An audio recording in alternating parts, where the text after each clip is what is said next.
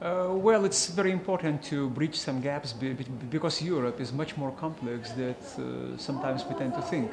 Europe exists in many forms, it comes in many faces, and that's why there is Europe of France and Germany, and there is Europe of the Baltic states, and there is a Europe of Armenia and Georgia, and that's why to mediate, to translate existential, cultural, linguistic, political experiences is very important.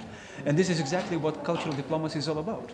It's very important to bridge the gaps because we cannot rely solely on technical, technocratic, or some sort of free market methods. They work, but they may not work in some situations. That's why to be existential translators and interpreters, that's exactly what we need to do in Europe.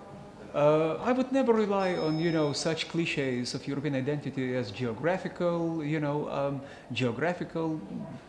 some sort of, situation and being together, or some sort of historical or political identity. Those things are, so obvious that we don't need any emphasis for them. But what is very important to emphasize that Europe is about very important contradictions, and those contradictions are part of our identity. On the one side, we may have very, very bitter experiences in Europe. As a Jew, for instance, as a Lithuanian Jew, I have my bitter experiences concerning the Holocaust or the tradition of anti-Semitism in Europe. But I love Europe as a European in terms of European literature, European humanism, European value orientations, European standing for human rights and human dignity. So that's why I have to memorize, I have to remember what is impossible to forget. But at the same time, so I have to repeat over and over again that never again or non jamais plus when it comes to hatred, for instance, or homophobia or anti-Semitism. But it's very important to understand that some European sources, they are our objects of admiration and bitterness. We could be laid down, we could be sometimes brought down by them, we could be disappointed, disenchanted, but at the same time, we could be amazingly inspired. This is Europe with all its complexities, with all disturbing complexities. And that's why it's very important to be in the relationship with Europe, which I would describe as critical awareness. I love Europe, but I'm critical of some of its aspects. I love European affinities and culture, existential experiences. I would say mutual complementarity, because without Velasquez, I cannot explain Flanders and Dutch culture. Without Rembrandt, I cannot explain, for instance, huge layers of European culture. Without Caravaggio and Titian, I cannot explain Dutch painting. Without Italian music, I cannot explain Bach and Handel. So meaning that, this is how Europe comes as a self-explaining and self-referential system. But at the same time, I think it's very important to emphasize Europe as a source of moral imagination and political standing for human freedom and dignity. So that's why there is something we have to be bitter about, there is something we have to be proud of. And this complexity of Europe is our, I think, heart of European identity. This complexity, we have to accept this complexity. You may deny one aspect of European experience, but you may embrace another. And this is very important to understand because Europe is a dialogue. I cannot, as a Lithuanian, I cannot exist without a Croat, without a Russian, a democratic Russian, a Ukrainian, an Italian, a German colleague. So that's why we cannot be left to our own devices. We're not isolated voices, we're not isolated islands. I think John Donne put it in the best way, that never ask for whom the bell tolls. We are tied together. Europe is what keeps us together. Concerning youth, I think that to empower young people is not just a beautiful phrase, it's a necessity. It's very important because at the time when more than 50% of young people in Spain are jobless, for instance, it's very important to empower people, to allow them optimism. Without optimistic perspective, it's simply impossible to expect the better days to come. It's impossible to view Europe as a project without some sort of reliance, trust, and optimism. And that's why to empower an individual or a group of people means to allow them an optimistic perspective, not to be, sunk in oblivion or pessimism. That's why to empower them means to give them more political roles, more soft power, more, I would say, more perspective on Europe, understanding that the more young leaders we have, the better for Europe.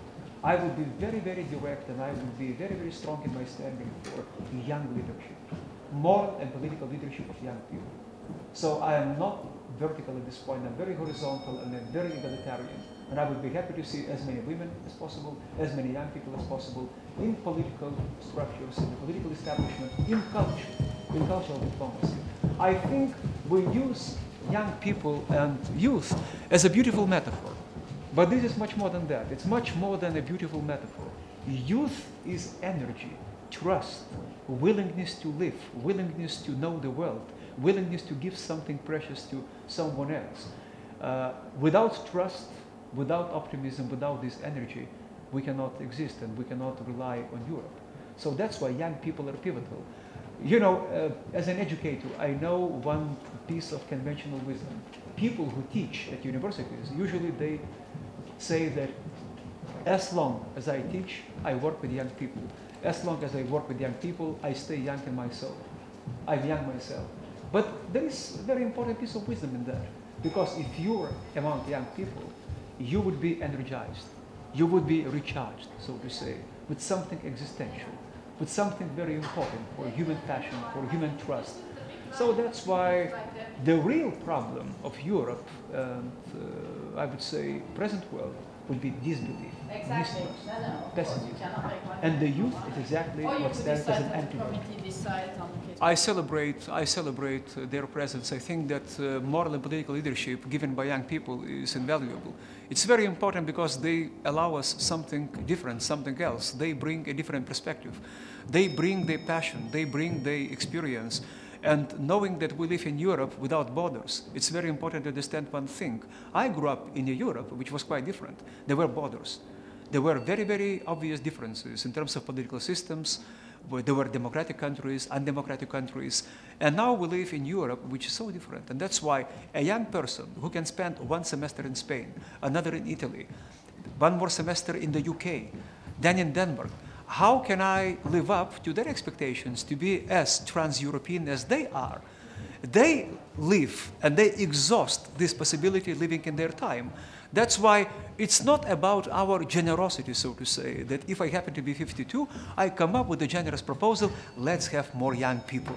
And that would be a token of my generosity. No, it's nonsense. It is about how to learn from them, how to learn from their experiences. They have something that I don't know. They have something in their experience that is very precious to myself.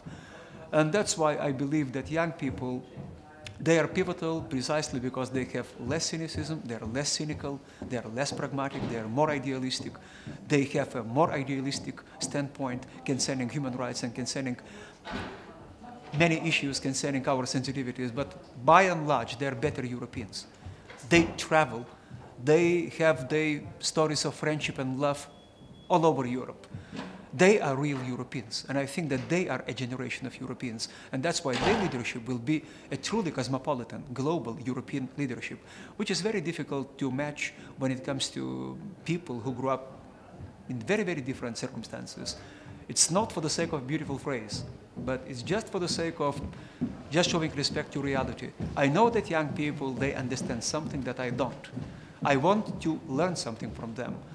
There is a very good saying among professors. A good professor is someone who is ready to stay in the shoes of his or her student. If I switch our roles, if I go to the audience to listen to my student, this means that I'm a good professor. And the same applies to age categories. I am a truly sensitive and wise person insofar as I am prepared to listen to a young person.